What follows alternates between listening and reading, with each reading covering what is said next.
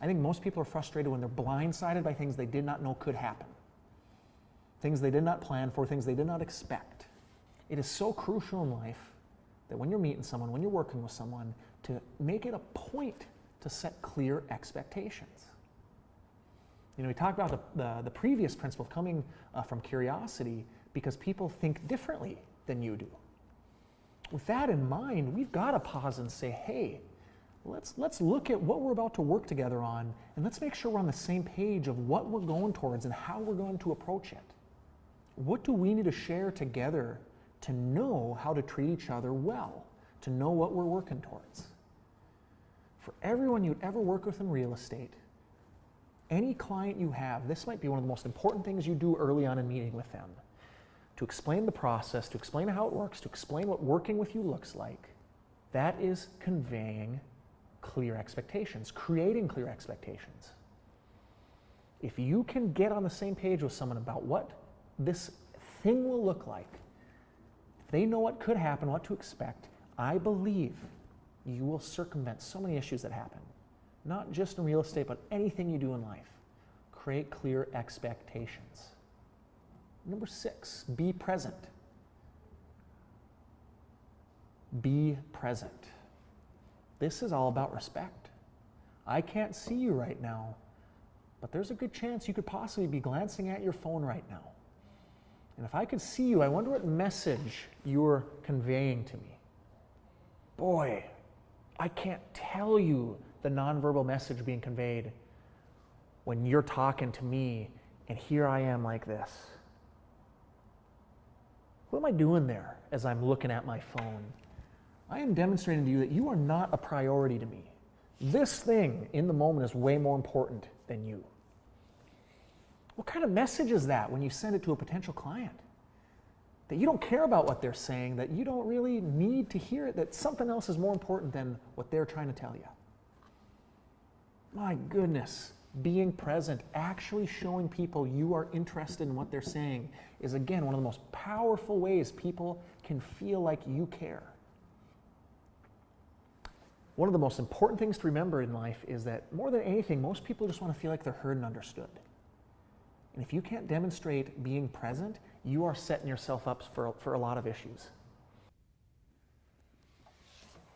This one is tough for some.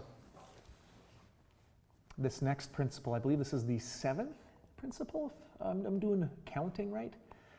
This is practice empathy. There are times when we will get people when they're not at their best. I think we've already covered some principles that help with this. Assuming positive intent, coming from curiosity, going to the source. Those are great. Sometimes we're going to go to the source and we're going to be shut down and it's going to feel toxic. We're going to try and assume positive intent, but their interaction just felt negative. It felt rough. It felt raw. It felt rude. And here's where we have to dig deep and try and practice empathy. Rarely are there people who are truly villainous. So I wonder what their story is. Let's recall what we've learned so far, what we maybe need to find out. What's going on that would make me feel frustrated, feel blunt, rude, like maybe they just were in that one particular moment. I go to find out their life story is a high-stress story. Okay, let's stop and realize that and identify that and place ourselves in their shoes to say, in stressful situations, I'm not going to be at my best either. So instead of me taking it personally, getting upset, bent out of shape, let's just practice empathy to understand people won't always be at their best. Let's try and understand where they may be at in life and use that to better serve them and work with them versus just getting bent out of shape and taking things personally. Practicing empathy, putting yourself in someone else's shoes to better understand them so you can better serve them. Boy, this is really tough. Not everyone is naturally good at it. It is practice. Notice how we say practice empathy. We don't expect you to have it, but try and apply it where you can. Almost there, home stretch. Number 8, celebrate. This one's so fun. Celebrate. We talked about it in the last video as far as living a life of gratitude. Living a life of gratitude is expressing, getting tongue-tied, expressing appreciation for others, for celebrating. How do you feel when someone acknowledges you commends you, literally celebrates you for something you've done or something you're talented at, something you're good with. Just imagine a case where that's happened for you. Boy, that's a bucket filler. It's an energizer. It fills up your battery. Imagine being someone who celebrates by default, someone who every day is looking for things to celebrate, for people to celebrate, strengths, accomplishments you want to make known to others about someone else. That's a feel-good lifestyle, celebrating others. It's a two-way street to celebrate others, to see that reaction they get when you're acknowledging them, that smile, that appreciation they feed back to you. Man, it's a self-energizer. Celebration can help people, especially those who are struggling, get a little boost that you didn't know they need. And boy, living a life of celebration helps rewire your brain to look for the good in the world. And there's something there that psychologists have studied, that when you're looking for the good, when you're living an optimistic life, your brain is more creative, it's more proactive, it's more effective at finding solutions. The behavior of celebrating can help your mind become more positive, more optimistic, and being an optimistic mind helps you see things better. There's some psychology behind that. It's proven. Positive mindsets help you solve things. Finally, final principle, go deeper, not wider. Real estate's going to definitely call on you to meet new people. That is a fact. You're going to have to meet new people. But tell me what sounds more appealing or like a healthier lifestyle to you. Having 2-minute conversations with 50 people, or having half an hour in-depth conversations with 5 people? What's going to be more valuable? It's those deeper connections you can make. When you're out networking, when you're out meeting people, I hope it's not your goal to say hi to every face you can. It's to connect with a few, to actually put time and care in a sense of being present and taking interest and using tell me more to actually learn someone's story and find a connection. For your sake, I hope you go deeper, not wider with your relationships. There's a great saying out there that essentially reads, the trees that withstand the toughest storms have the deepest roots. There's a lot going on and that will be happening in your journey as a realtor.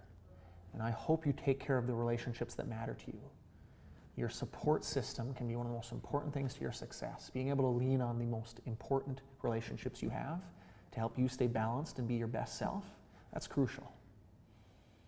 So only go deeper, not wider, to network and connect with new people, but go deeper, not wider, for your sake, for your well-being. There it is, 9 principles. What we can do on a day-to-day basis, what we do to treat people the best way possible, to demonstrate our 3 Gs, to demonstrate that how for the why of being a true service-minded leader of our community. That is a powerful golden circle. That service-minded golden circle of the ideal realtor is going to stand out from the average realtor we've been talking about. If you can be all those things, if you can be the best version of yourself that's looking to serve others, not just as a cute billboard answer of I like helping people, but to strategically think of how you will act in your day-to-day life with these values and principles, you're going to set yourself apart from the average realtor. You're going to stand out. You're going to be that lighthouse I mentioned. You're going to be this amazing pillar to the people in your life. They will come to you for things they need, and so be it. They're going to think of you when they need help with real estate, and they're going to think of you when they learn other people need help with real estate because of the value you give to them, not because of some cute sales pitch, cute line, and certainly not because you're in it for yourself, looking for a free schedule, for a competitive, salesy, fun, cutthroat world, and for big bucks. That is not the why we need. We need a why of sincere service. And what does that mean? We'll look to the how and the what, the values of the 3G and those 9 principles for some direction of the best type of realtor you can be.